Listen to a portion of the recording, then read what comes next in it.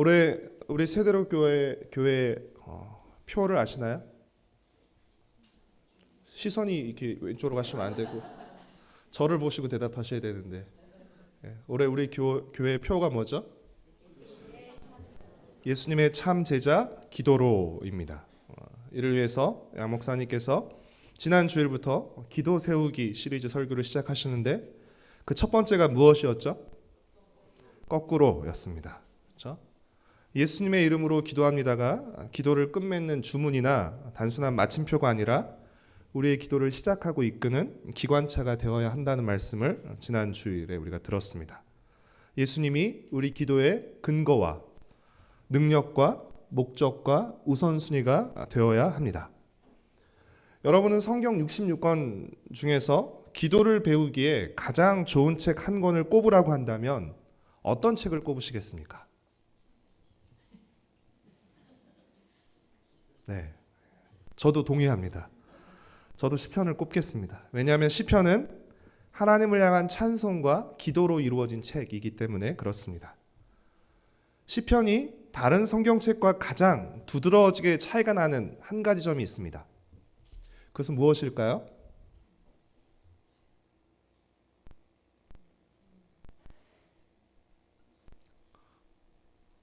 조금만 더 기다려 보겠습니다. 시편이 다른 성경책과 두드러지게 차이가 나는 점 어떤 것일까요? 뭐라고 말씀하시는데 제 귀에는 잘 들리지 않습니다. 정확하게. 다른 성경책은 위로부터 아래로 주어진 말씀이라고 한다면 시편은 아래로부터 위를 향하는 말씀이라는 것입니다. 그러나 아래에서 위를 향한 하나님을 향한 성도의 찬양과 고백과 간구에 하나님께서 영감을 불어넣으셔서 이 고백도 성경에 포함시킨 것입니다. 그렇다면 하나님께서 시편을 성경 중 한 권에 포함시킨 이유는 무엇일까요? 비록 우리와 다른 시대와 다른 상황 속에서 살았지만 우리와 같은 죄성을 지니고 이 땅을 살아갔던 우리와 같은 본성을 지니고 이 땅을 살아갔던 하나님 나라 백성의 고백과 간구를 통해서 하나님이 어떤 분이신지를 알려주는 것입니다. 그리고 또 하나님께 어떻게 찬양하고 기도하는지를 가르쳐 주시기 위해서입니다. 기독교 강요를 쓴 장 칼뱅은 시편을 기도와 찬양을 가르치는 책으로 우리로 기도하게 하는 책이라고 표현했습니다. 디트리트 보네퍼라는 신학자도 시편이 우리에게 허락된 이유는 예수 그리스도의 이름 안에서 시편으로 기도하는 법을 배우게 하는 데 있다라고 말했습니다. 고든 웬함이라는 구약학자도 시편은 기도에 사용할 용도로 지어진 책이라고 표현했습니다. 시편이 기도를 배울 수 있는 가장 좋은 책인 또 한 가지 이유는 시편은 하나님의 백성이 이 땅을 살아가면서 겪는 모든 희로애락 속에서 부르는 노래와 기도이기 때문입니다. 그래서 우리는 시편 안에서 인간이 경험할 수 있는 모든 경험과 인간이 느낄 수 있는 모든 감정의 유형을 다 느낄 수 있기 때문입니다.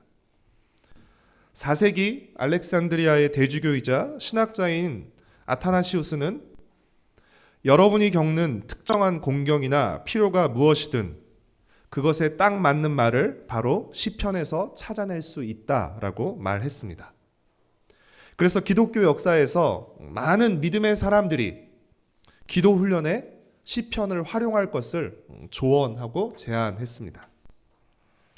우리가 지금 함께 살펴보고 있는 시편 119편은 비록 하나님의 말씀을 찬양하고 노래하는 말씀 찬가이지만 우리는 얼마든지 이 시편 119편의 고백을 우리의 기도의 언어로 삼을 수 있습니다.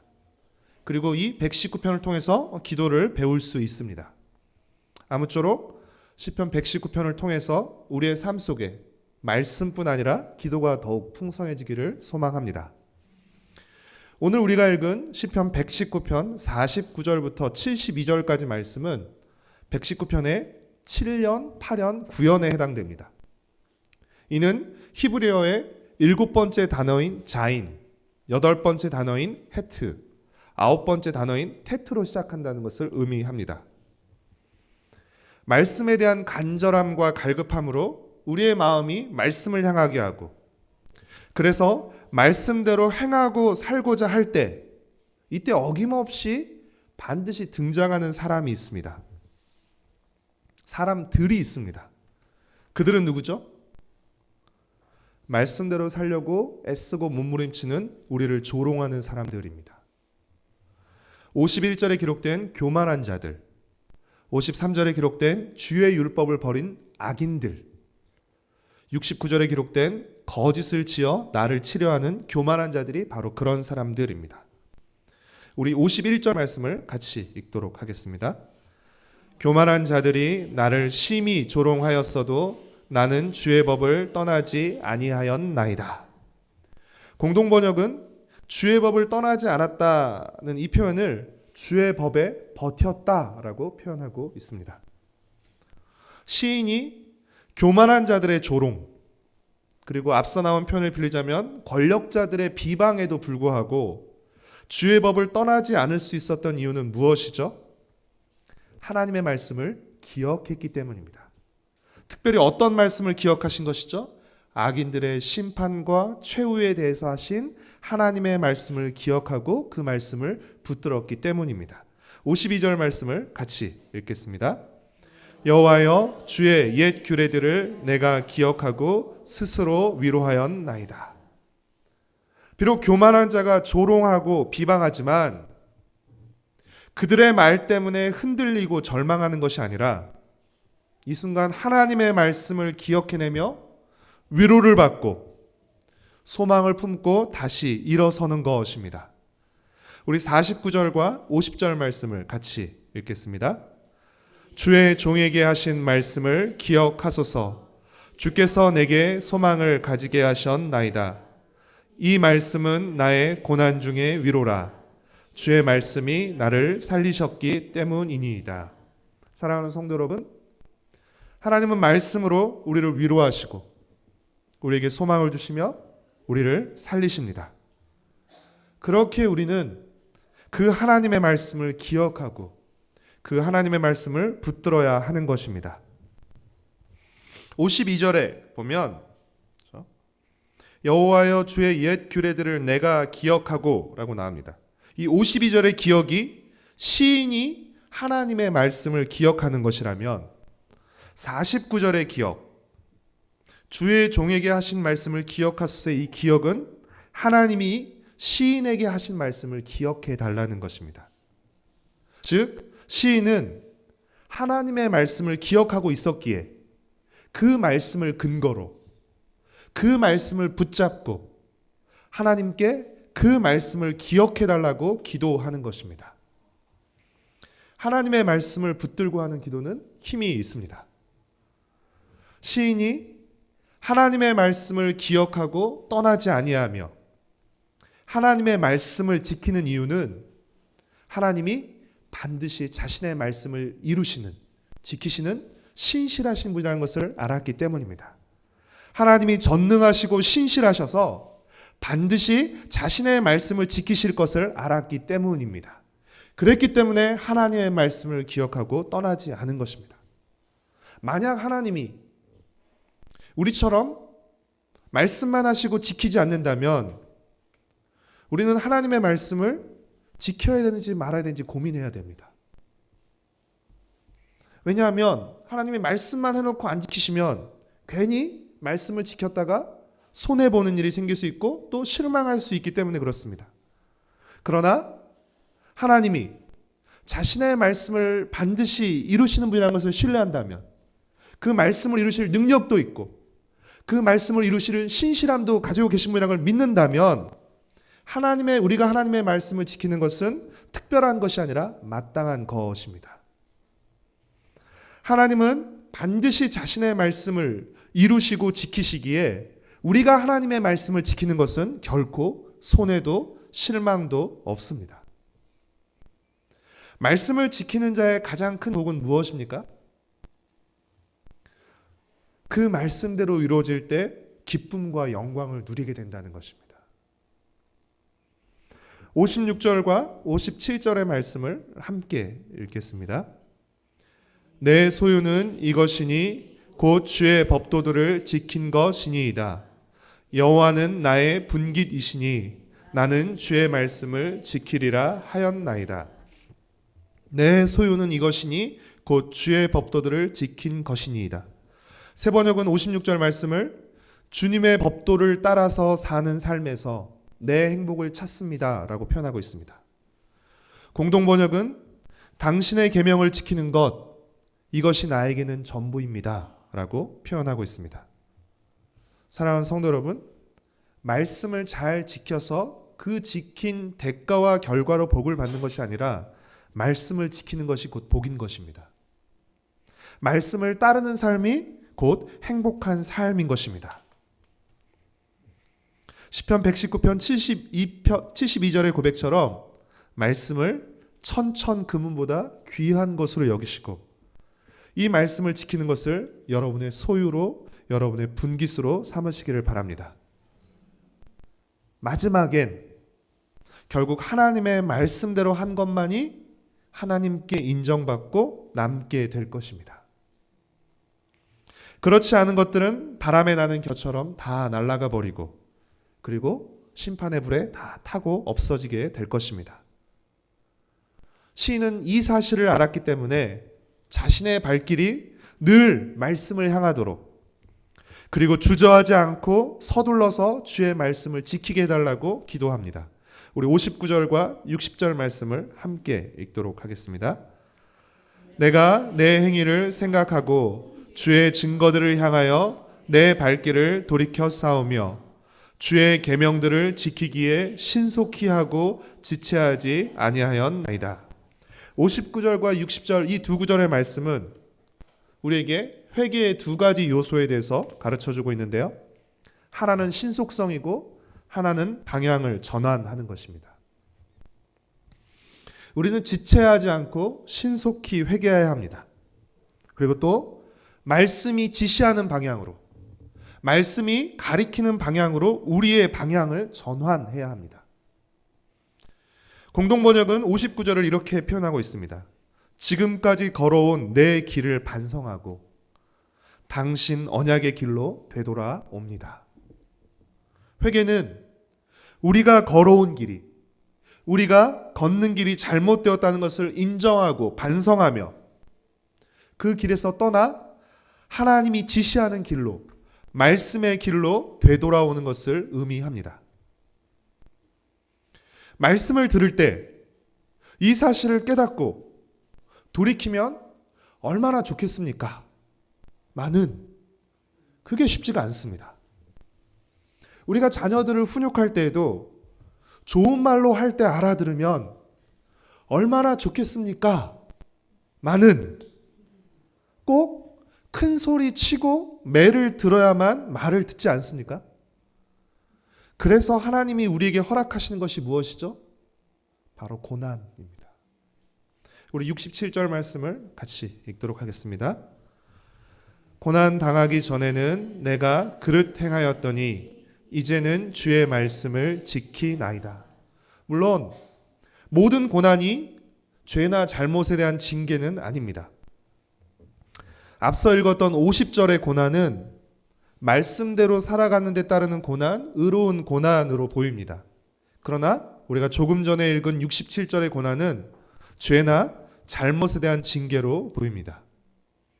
그릇된 삶을 살 때, 우리가 잘못된 길을 걸어갈 때 하나님은 사랑하는 자녀를 그냥 내버려 두지 않으시고 징계하십니다. 여러분, 아이가 뜨거운 불을 만지러 가고 있는데, 위험한 도로로 달려가고 있는데 그 아이를 그냥 가도록 가만히 내버려 두는 것은 결코 그 아이를 위한 것이 아닙니다. 눈물이 쏙 나게 혼내고 때려서라도 그 잘못된 길을 멈추게 하는 것이, 그 위험한 길에서 돌이키게 하는 것이 바로 아이를 위한 길이며 아이를 사랑하는 것입니다. 그래서 히브리서 12장 7절과 8절에서도 어찌 아버지가 징계하지 않는 아들이 있으리요.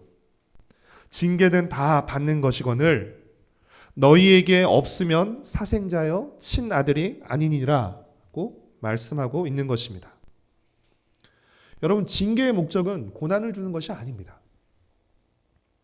징계의 목적은 잘못을 바로잡는 것입니다.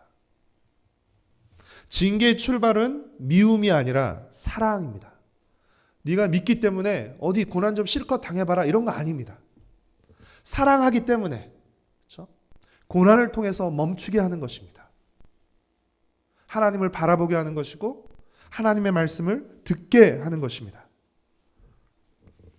사랑하기에 잘못을 바로잡으려고 고난을 통해 징계하시는 것입니다. 사실 우리는 잘 나가고 일이 잘 풀릴 때는 하나님을 찾지 않습니다. 하나님이 없어도 살만하기 때문입니다. 하나님이 없어도 사는데 큰 지장이 없기 때문입니다. 그러나 일이 막히고 꼬이고 막막할 때 하나님을 찾게 됩니다. 하나님 없이는 살 수 없기 때문입니다. 하나님이 도와주시지 않으면 살기가 매우 힘들기 때문입니다. 고난을 당할 때, 내 마음대로 안 될 때 우리는 하나님을 찾게 되고 하나님의 말씀에 귀를 기울이게 됩니다. 그러면서 하나님의 말씀을 배우고 조금씩 하나님의 말씀을 행하게 되는 것입니다.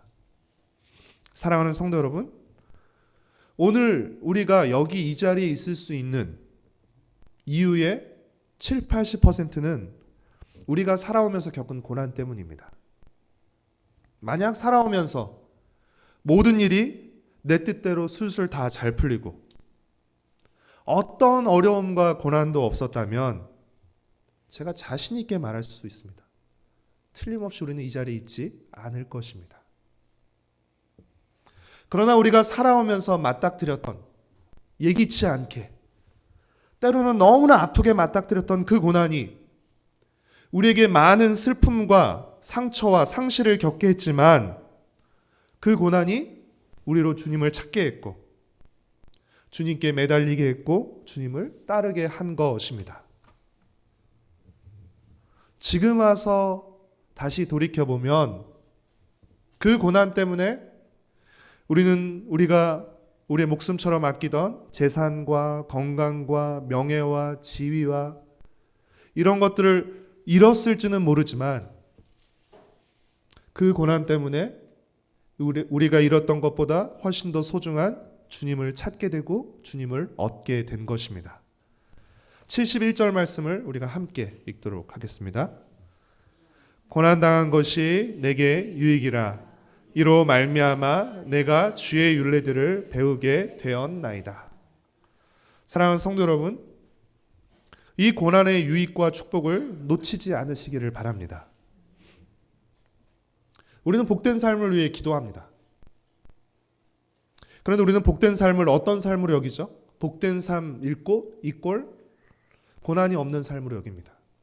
우리는 고난이 없는 삶이 복된 삶이라고 여깁니다. 그러나 여러분, 그것은 결코 성경적인 생각이 아닙니다. 성경은 고난당한 것이 내게 유익이다 라고 말합니다. 예수님을 믿고 따르는데 고난은 피할 수 없다라고 말합니다. 여러분, 우리가 어떤 사람들입니까? 예수님이 당하신 고난 때문에 생명의 유익을 누리게 된 사람들 아닙니까? 한 알의 밀알이 그대로 있으면 아무 일도 일어나지 않지만 한 알의 밀알이 죽고 썩어질 때 많은 열매를 맺게 되는 것입니다. 유진 피터슨의 메시지는 시편 119편 71절을 이렇게 표현하고 있습니다. 나의 고난이 변하여 최선의 결과를 냈으니 내가 주님의 고난 교과서로 배우게 되었기 때문입니다. 여러분, 고난은 하나님의 교과서입니다.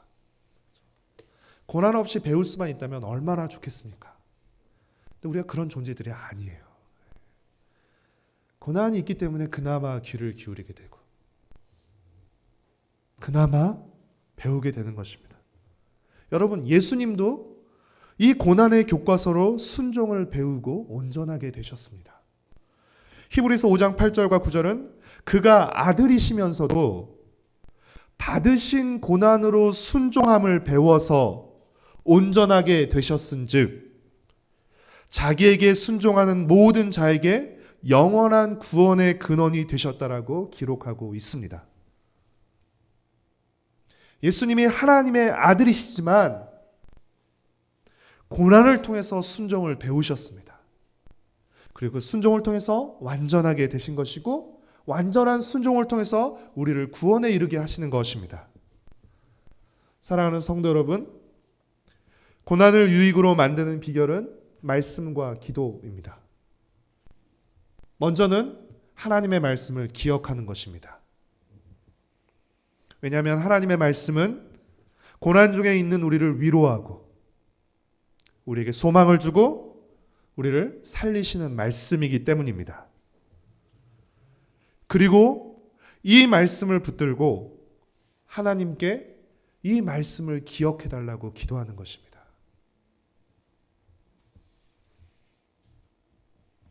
전능하시고 신실하신 하나님께서 자신의 말씀을 기억하시고 자신의 말씀을 이루어 주시기를 기도하는 것입니다. 말씀 없이는 고난을 견딜 수 없고 또 기도 없이는 고난을 뚫고 나갈 수가 없습니다. 사랑하는 성도 여러분, 지금 어떤 고난과 문제를 겪고 계십니까? 이 고난을 자신을 돌아보고 하나님을 바라보는 기회로 삼으십시오. 고난 앞에서 타인을 원망하고 불평하고 절망하느라 고난의 유익과 축복을 낭비하는 안타까움을 범하지 않으시기를 바랍니다. 이 고난을, 이 문제를 주님을 찾고 주님께 돌이키며 주님께 배우는 기회로 삼으십시오. 이 고난을 통해 주시고자 하는 하나님의 축복과 유익을 기대하십시오. 그래서 고난받기 전과 고난받고 난 후가 확연히 달라질 수 있게 해달라고 기도하십시오.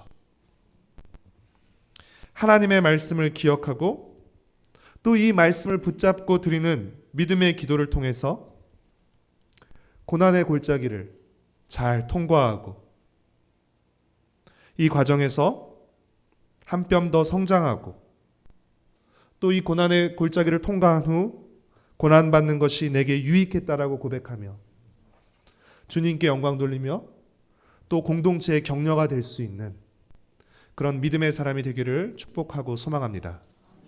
말씀과 기도로 우리 자신과 우리 가정 그리고 우리 세도록 교회 공동체를 더 멋지고 아름답게 세워가기를 소망합니다. 우리 함께 찬송하시